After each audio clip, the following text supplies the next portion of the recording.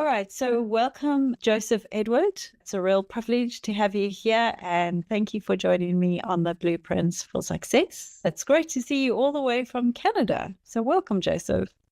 Thank you so much for having me in this Blueprint for Success program. I'm very delighted to be part of this wonderful series you have been conducting for a few months now. So thank you so much for considering me as part of your series. Thank you so much.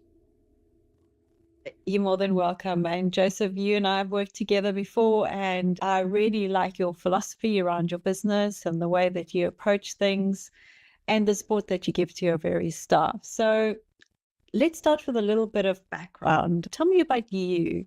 What really makes you tick? How did you get into business architecture? Tell us your story. Thank you. I was born and brought up in Sri Lanka, and I obtained my Bachelor of Science degree from the University of Pennsylvania. And then I started teaching in the capital of Sri Lanka. I had my two private institutions I found, and we had close to 1,000 students. And I was a maths teacher there. But my career took me to Nigeria, and from Nigeria, I came to Canada, and I did my computer science degree at the Concordia University in Montreal, Canada. And then myself and my wife, we moved to London, Ontario, Canada for my wife's higher studies at University of Western Ontario. Not knowing anyone in London, Ontario, I was helped by many strangers to build my career. So I started my career as a junior programmer and as actually a volunteer junior programmer. I switched my career from teaching to become a programmer, and I worked for a startup company. I worked there for 5 years, and then I moved to Roman Catholic Diocese of London as an IT director, and I established their first IT department. And with that opportunity really gave me to learn more about IT, the management, and a lot of soft skills, technical skills, leadership skills. So I like to look at technology. I am never a technology hype person. I don't like to use the technology for the sake of technology. I always like to use the technology where this technology can make a difference in people's lives. And I look at technology as a strategic enabler and not just a back office tool. So when I was with the diocese, I developed their first IT vision and also the IT strategy. The Diocese of London consists of 175 parishes at the time, spanning over a large geographical area. It's bigger than New Zealand. And so I was in charge of the IT for the whole 175 parishes. During that time, I was able to see and learn from how the technology is being used or is not being used in the different contexts other than normally we get used to. Because most of the time people think about technology, the last thing it comes to their mind is church using technology. So this gave me an opportunity to look at technology through the different lens. So as I mentioned in my introduction, I developed their first digital strategy, which was almost 25 years ago. None of the organization were into developing a digital strategy at the time. So our diocese was the first one. I developed the strategy and I named it as Vision 2000 because it was before year 2000. I called it Vision 2000. And we came up with the tagline or theme. I used it until I left the diocese after 17 years. So I was able to connect the technology and the mission, and I was able to explain this so that they were able to see technology as an enabler for their mission than another expense in their work. So that was my introduction into technology at the leadership level. Then after leaving the diocese, I was hired as a chief information officer, technology officer for the City of London. City of London is one of the 10th largest municipality in Canada with over 400,000 population. And so I was in charge of the city's IT and applications and infrastructure. Then over there, I also developed their IT strategy. And I coined that IT strategy based on the citizens. So now I started to see IT as an enabler and enabling the mission and the goals and objective of the business, whether you are a government, whether you are a church. Technology must be an enabler to achieve the goals and objectives.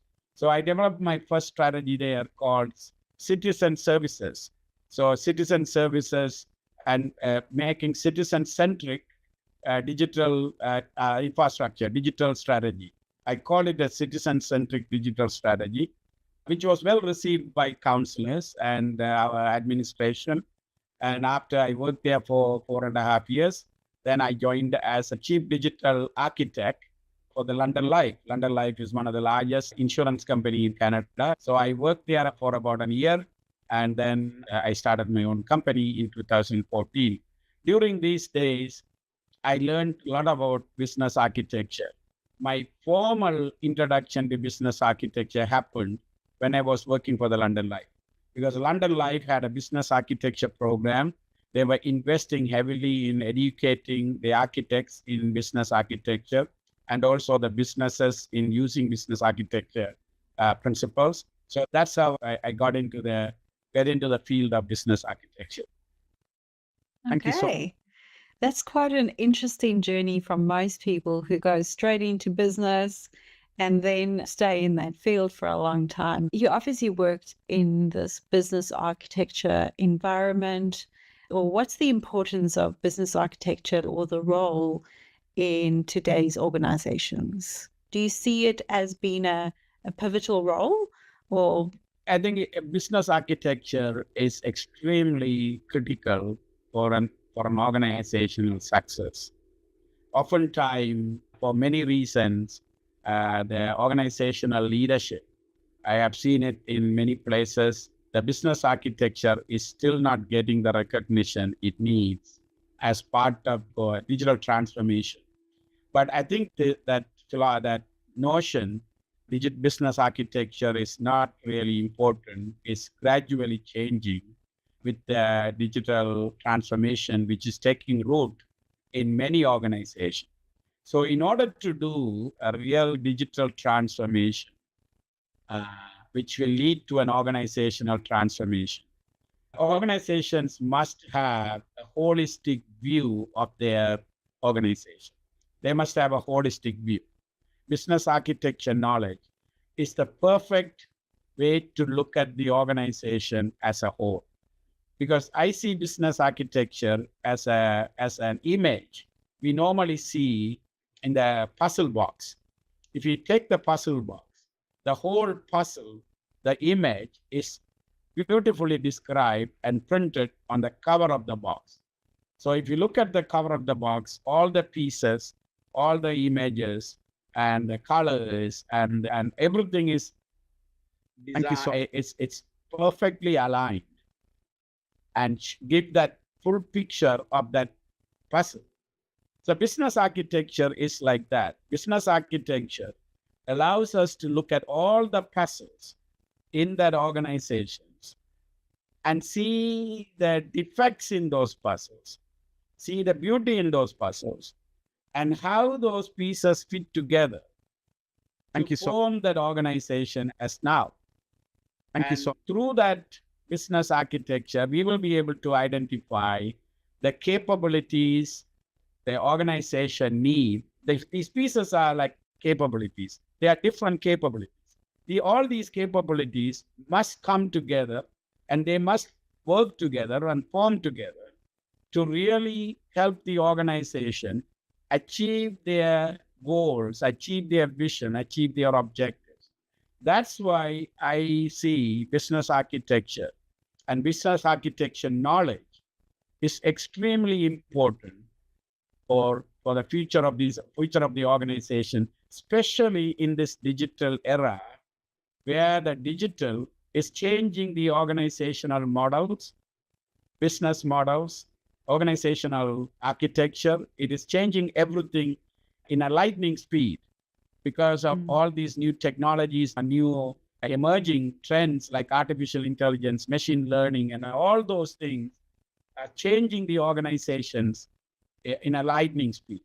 So having something like a business architecture, having something like a business architecture will enable the organizational leadership to look at the organization as a holistic entity, rather than just pieces. Without that, organizations might go and implement technologies and may not achieve the return they are expecting to achieve from the investment. This is what I think business architecture is extremely important for an organizations of today. Yeah, I would agree with you, Joseph, as I'm sure you imagine.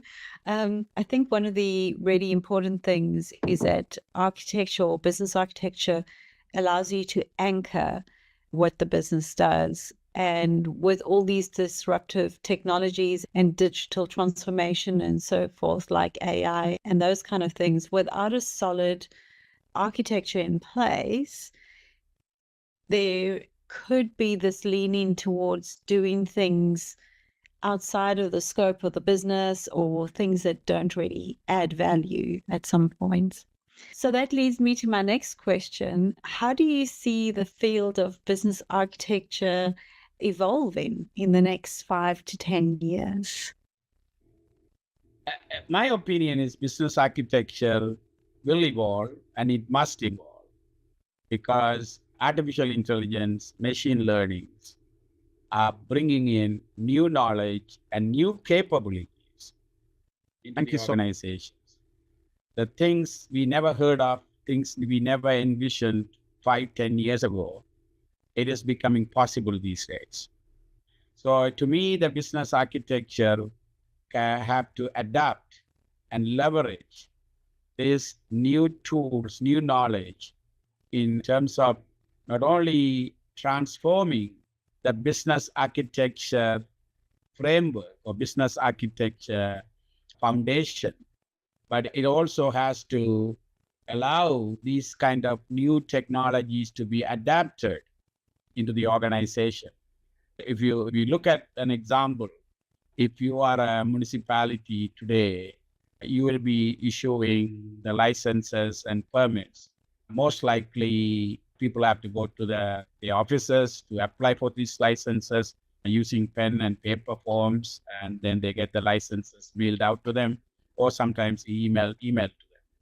But now we have moved to one step further in saying, okay, you don't have to come to the office. You can do these applications from your computers or from your smartphones, right? Because of the internet and access to new technologies, they will be able to access these capabilities from anywhere, anytime, and allow them to apply for those licenses. But now if you take that capability, because municipalities have a business capability, that's a business capability, they need to be able to issue licenses and permits. That's a business capability. So if you look at that business capability, how that business capability is being delivered or being leveraged in the organization is slowly changing. It's changing How it's being done, how it is being done. So now if you take artificial intelligence into it, now artificial intelligence can make take this to a next level. Because now when there is a application, so okay, the people are building an application, submitting an application, and if there are errors in the application until that form gets submitted and reviewed by the back office staff, the citizen will not know there are major errors in the information they provided. Or sometimes there are wrong information or not a valid information provided. But if you use the artificial intelligence capabilities and machine learning capabilities into the whole process, you could eliminate all these issues and bring down the cycle time of issuing the license and overall improving the experience to the citizens and to the staff exponentially. Because you are eliminating some of those things which normally could people make And artificial intelligence and machine learning can, can provide that knowledge when the staff is reviewing the application or when the citizen is completing the application. Because we can combine these machine learning and artificial intelligence into improving the overall process and overall experience. The question comes down to, so how is business architecture has to evolve with this one? So now business architecture has to look at not just traditional technology capabilities. They also have to look at these emerging capabilities because once the business architecture has outlined the organizational blueprint, that business architecture capabilities, the capabilities we identified through the business capability to a business architecture, they have to be delivered and have to be fulfilled or enabled by the digital capabilities. So the business architecture should take into consideration these new emerging technologies will be used to deliver those business capabilities. So I think business architecture must embrace this emerging technologies, and it has to evolve with the technology evolution which is happening mainly because of artificial intelligence and machine learning. So I think this is how I see business architecture evolving. And the other thing I'm also thinking, the tools which we use right now to do business architecture for an organization. Right now, it's mostly done manually. But if we can use the artificial intelligence and machine learning, we will be able to learn more about the capabilities of the organization without doing a lot of work manually. Right now, we need to really do a lot of manual tasks to identify the capabilities they exist in an organization because we have to go do a lot of interviews and brainstorming sessions, and all those things are being used today to really develop the business architecture for an organization. But if we use the artificial intelligence, we can cut down that amount of time being needed to really develop the business architecture for an organization. So you can use it in both ways. One is to improve the business architecture practice. We can use the artificial intelligence. So we need to look at the tools, the business architecture tools, which we are currently using. They need to incorporate artificial intelligence machine learning into the tool. On the other side, business architecture must look at and the saying, when these business capabilities are transformed into digital capabilities, there are emerging technologies going to play a major role. And that's how I see business architecture has to evolve. Thank you so much. I would agree with you, especially on it as an enabler for business architects specifically, because a lot of the work trying to filter through the knowledge bases, really understanding what people say, you could use artificial intelligence for interviews and then looking through data sets and all kinds of things that would really give you insight into your business architecture a lot better. So I do agree with you. I see it as an enabler for business architects, if done well, of course. If done badly, it's just going to be more data for data's sake. So I really do think that there might be additional skill sets required from business architects to really leverage it properly, understand prompt engineering, understand, and as you mentioned, that those digital capabilities and competencies that are needed to take that field into the future. Thank you so much. One thing I just wanted to emphasize, I don't think this emerging technologies or emerging knowledge, artificial intelligence or machine learning will replace the human requirement in developing the business architecture, but it will definitely complement and enable the business architects to be more efficient and also to be more comprehensive in their analysis of the organizational capabilities. So that's how I see business architects using these emerging technologies for their advantage. Right? And I totally agree with you. They need to build new skills as how to leverage these in their practice. And one of the organizations I worked, I started an architecture program, not a business architecture program, but architecture program, after I left that place, that whole office got dismantled because the organizations didn't see any output coming from that architecture office because they felt that architecture office is taking so much time to deliver anything tangible for other officers to use.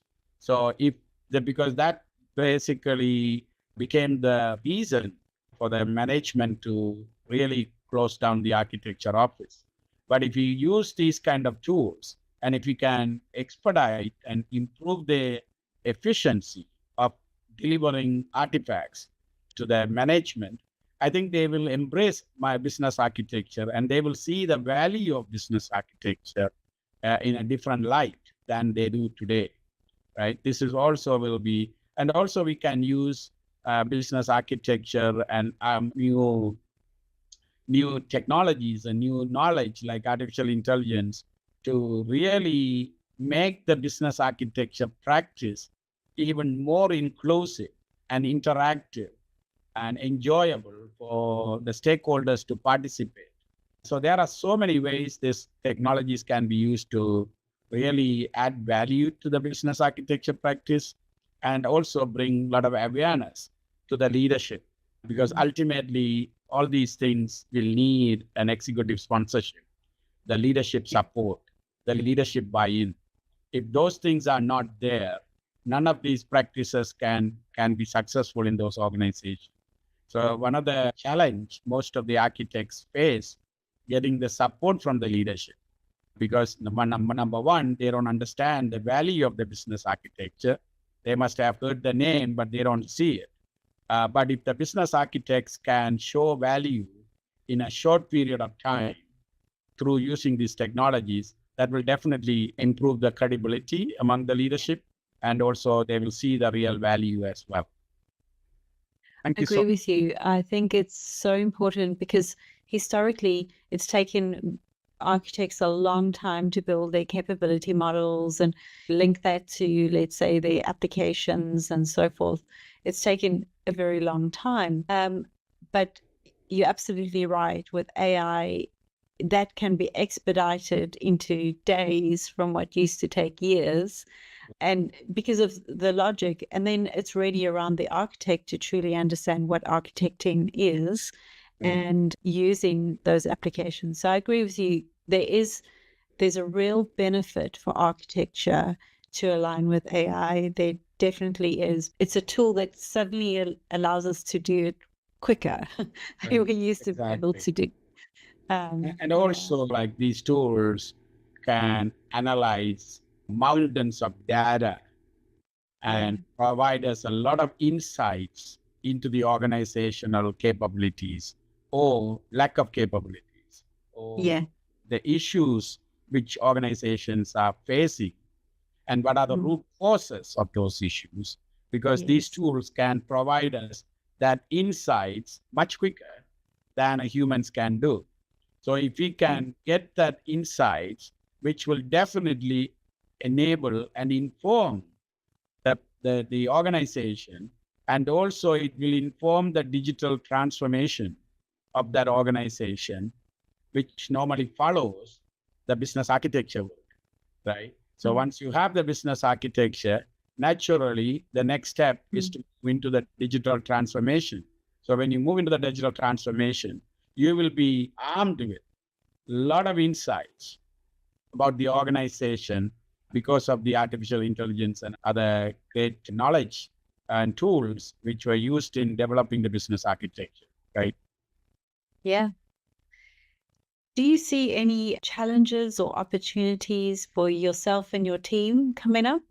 We are doing many projects, and even though we don't really call it a business architecture, as Invorg is a digital transformation company, we help organizations digitally transform.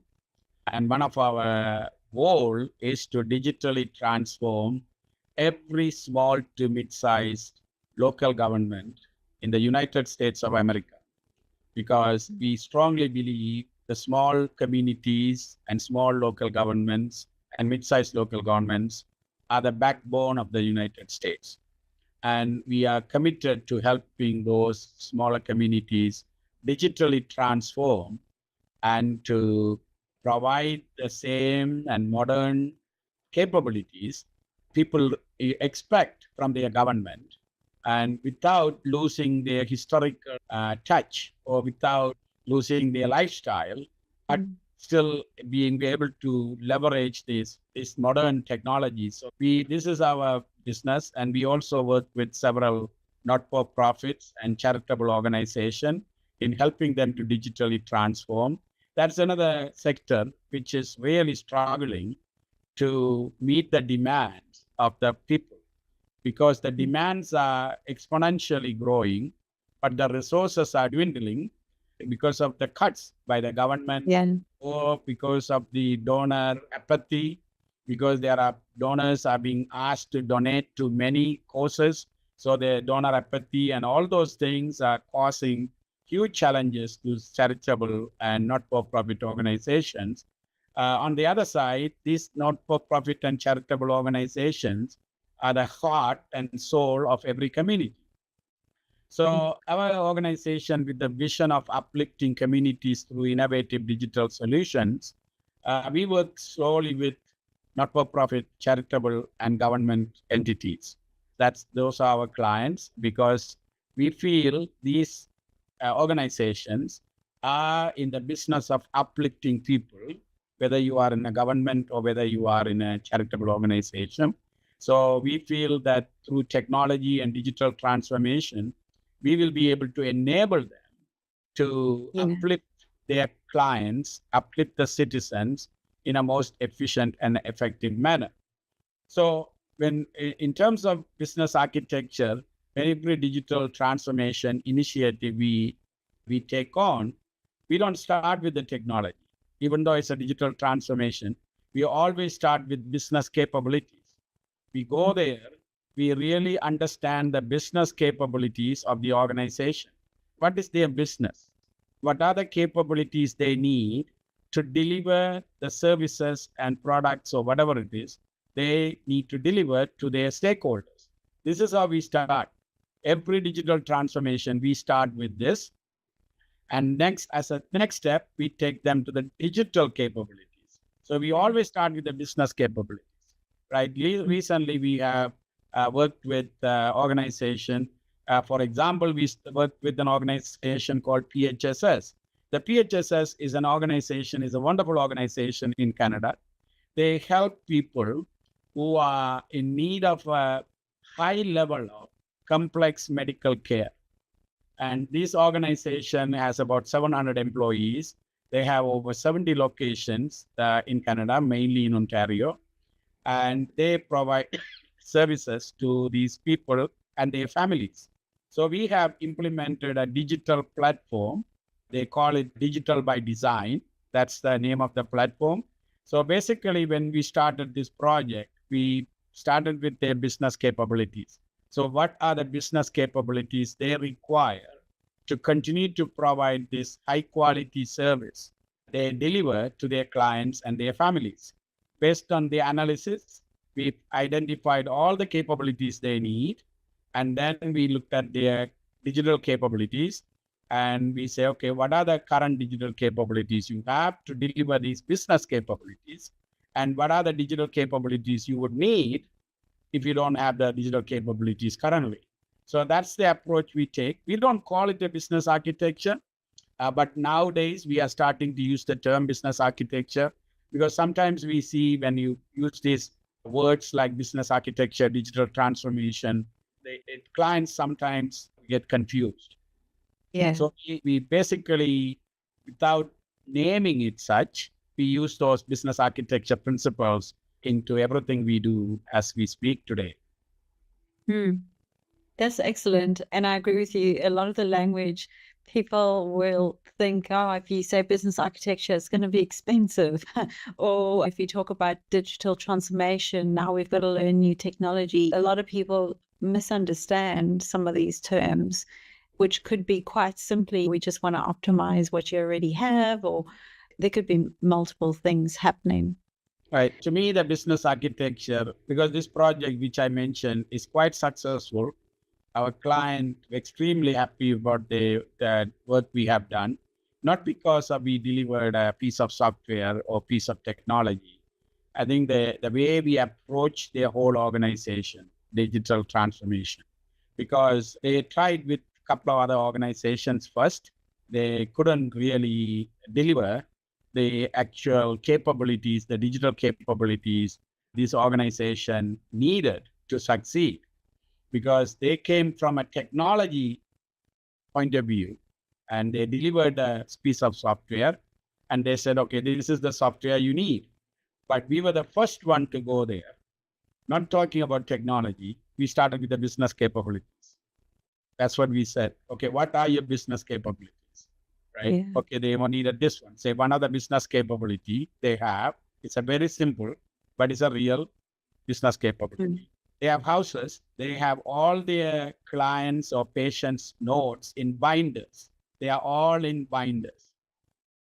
So right now, for them to deliver the service, they have to go to the house and take those binders and they have to read all that information before they can administer any medicine. So in case of emergencies, they have no choice. They have to go there because all that, but they need that capability. They need that business capability of collecting all the information and keeping it and making it available. It's important for them, right? But the way it is used and being done, it's very time consuming and very inaccessible unless if somebody goes to their house. But then from there, then we move into the digital capability. So we said, okay, if this is the business capability you as an organization needs to deliver the services. And so what is the digital capability we need to bring it in to make your life easier and make your life efficient and improve the services to your patients and to your caregivers and to your staff. So that's the approach. So if you look at that, that's how we approach all our digital transformation. We don't just go into a hammer and with a digital hammer. We always go with the business capability first and from there. Can you share some advice for young people? Now, I know that you support young people, that you help them and train them, and especially people that maybe come from harder backgrounds. So what advice will you give people or lessons learned who are professionals wanting to enter the field of business architecture? To me, I love Steve Jobs' quotes. I read his quotes. I follow. I have listened to his videos and his life. Always, he did a marvelous things in a short span of his life in this earth. And he said in one of his quotes, he said, in order to do a great work, you need to love what you are doing. You need to love what you are doing. So first advice I will tell anyone getting into the business architecture, and you need to have a passion for that particular role. That's number one. If you don't have a passion, and if your motive of getting into the business architecture, it's maybe financial or some other motive, you will not be able to be a great business architect. You could get certificates and you can frame them and you can hang them on the wall, but you will never be a great business architect. So the first thing you need to have a passion to be a business architect. And in order to build that passion, you need to understand the value of the business architecture provides to the organizations. Once they see the value, and then they will be able to see the passion at the first thing they have to have. Secondly, I would say in terms of their skills, they need to be able to have kind of a big thinker. You need to be able to look at a big picture, which will be very important for a really good business architect. Because business architects are looking at a big picture. They are not looking at oil. They are starting with the big picture in mind. They are not starting with small pieces. They are starting the big picture. So if you can think about an organization and imagine the big picture of the organization, then you will be able to identify the pieces going into that organizational puzzle, right? Yeah. So that is extremely important for a really good business architect, right? After that, once you have those two, there are tools which will help you to bring out the pieces together or put the pieces together, right? Yeah. That to me, 80% of the business architecture is there, passion and the big picture thinking. And maybe the 20% I would say is your science, where you are going to analyze the capabilities and all those things which make up that puzzle, which you can use tools and so many other ways to really understand those puzzles. But if you don't have that big picture thinker, if you are not a big picture thinker, it might be difficult, but you can develop that big picture thinking. It's not something everybody is born with that big picture thinking skill. Some of them are born, some of them develop that big picture thinking. There are courses and tools available to develop that kind of a thinking style. So that's my advice to anyone getting into the business architecture field. And it's going to be a really an exciting field. I love business architecture because I love to make a difference in organizations and the people whom they serve or people who serve those people. Unless you have that big picture and understanding of the business capabilities, whatever you deliver is not going to fulfill their need. Yeah. So I love that aspect of understanding and connecting the technology back to those things. That's the part I really enjoy in the technology which I'm in. So that's what I it's like solving puzzles, isn't it? Like you mentioned. Solving the puzzle. Yeah. That's why the puzzle box, they publish the big picture first, right? Yeah. Because you look at the picture. Now they publish that picture. You look at the picture, and then you look at the pieces, and then you look at how the pieces are being designed and how they are fitting it in. And then you take those pieces out and put them together and to make the puzzle again. In an organizational context, you need to start there again, the big picture, and nobody is going to give you the whole picture. You have to really understand and imagine through interviews and brainstorming and reading their strategy document, using their financial documents and all those things. You need to really understand that. And not only you need to understand the current organizational big picture, you also, as a business architect, you need to envision the future big picture. Yeah.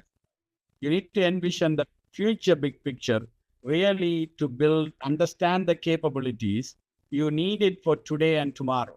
Right? So the capability, whatever we are looking at, must be able to support this new organizational puzzle, new vision of the organization.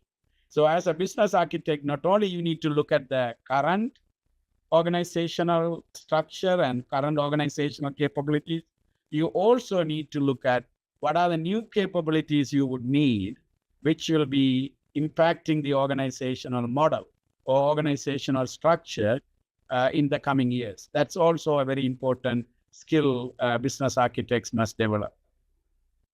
Thank you. I agree with you. And we can see it also more broadly in places like healthcare, where the number of staff is not keeping up with the number of patients in elderly care.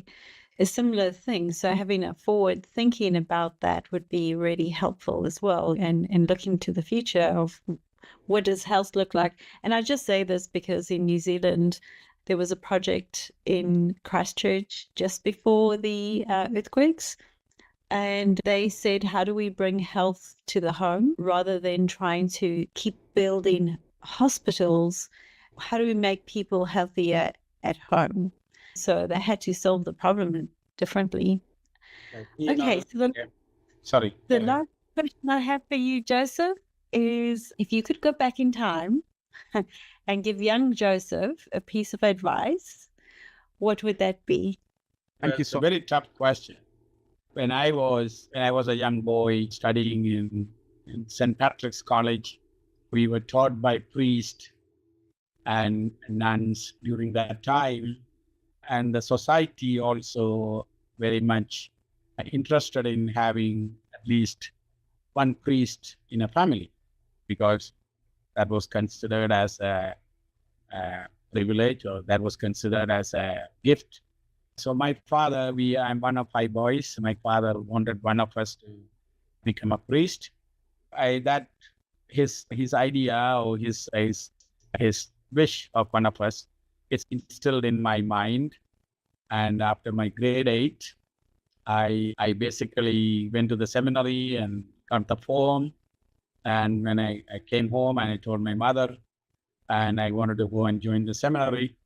And my mother said, no, you cannot go to the seminary because you have 2 sisters. You need to help them to get married. You have to give them dowry, because there's a dowry system at the time still there.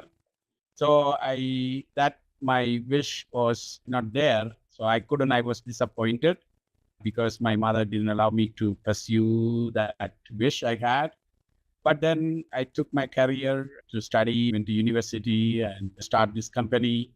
So what I have learned during my journey, there are things you cannot control, and you need to accept as it comes on your way, but you wouldn't know the reason behind everything happens in your life. So you basically have to take that, whether it is good or bad, you have to take it and embrace that fully and move forward. So the answer is, to me, you cannot connect the dots looking forward. You can only connect the dots looking backward. This is the quote from Steve Jobs. So as the Steve Jobs, as you said, you cannot connect the dots looking forward. You can only connect the dots looking backward. So my advice to any young people, for me, I'm glad that I didn't feel down when I was not allowed to pursue my original dreams. I just took it on and carried on with my life journey. I think that's the advice I am giving to myself, and I give to others as well. Thank you so much. Thanks, Joseph. And you are obviously available online if anyone wants to be in touch with yourself or your company. What's the best way for people to contact you? Yeah, we have 2 companies. One is called Invorg. There's a website called invorg.com. And also we have another division of Invorg. It's called Munilogic, which we bought from US, from an engineering firm. It's dedicated to helping small to mid-sized local government in the United States currently. And we are hoping to take that application, that platform, to other countries in the near future. So that's another site they can visit, and they can learn about our company, and they can learn about ourselves, and through there also they can contact us. Or if they wanted to, I'm on LinkedIn as well, they can contact me through LinkedIn, or they can email to our office called innovation@invorg.com. It will get to me as well. So these are multiple ways people can connect with me, Right. if you're interested in reaching out to me. Thank you so much. Thank you so much, Joseph, for sharing your story and your insights in architecture and the future and supporting people. I just want to say thank you again for joining me today and sharing your story. Deirdre, thank you so much for giving me this opportunity, and I hope I have done justice to your hard work.